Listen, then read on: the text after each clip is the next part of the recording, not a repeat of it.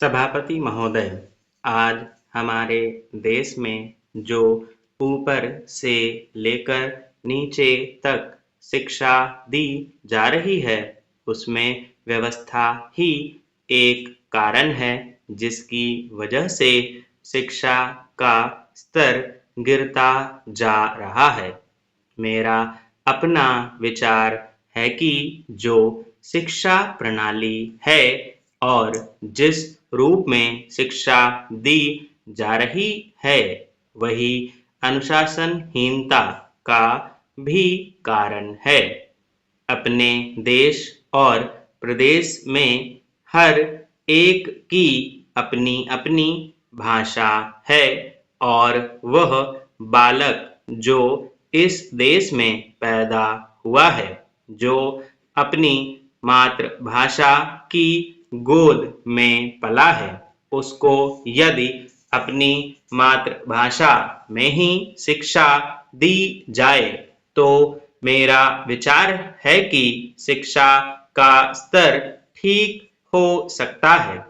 जो सबसे बड़ी भूल और कमी सरकार के द्वारा दी जाने वाली शिक्षा के संबंध में रही है, वह यह है कि बालक की मातृभाषा में शिक्षा न देकर उसको उस भाषा में शिक्षा देने की व्यवस्था की गई है जो हमारे देश या प्रदेश की भाषा कभी रही ही नहीं।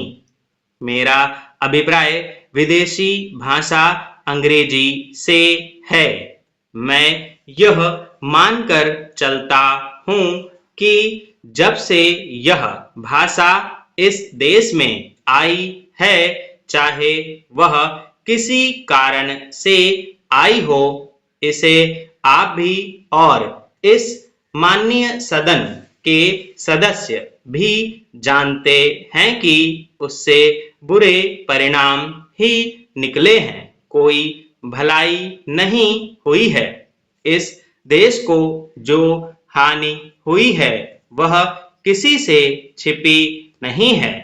हम देख रहे हैं कि हमारे यहाँ जितना फैशन बढ़ रहा है और जितनी वेशभूषा बिगड़ रही है, वह सब अंग्रेजी भाषा के ही कारण है।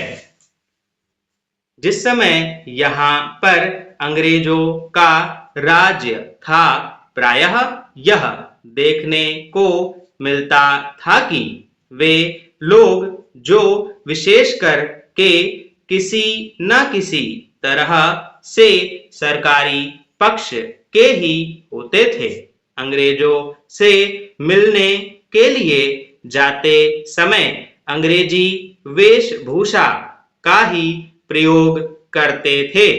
परंतु यह इस प्रदेश और इस देश का दुर्भाग्य है कि अंग्रेजों का राज्य समाप्त हो जाने के बाद भी लोग उनकी वेशभूषा को पहनते चले जा रहे हैं।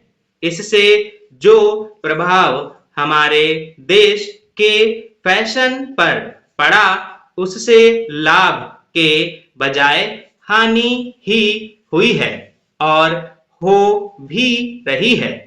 मेरा ऐसा विचार है कि अंग्रेजी वेशभूषा से इस देश को बहुत हानि हुई है।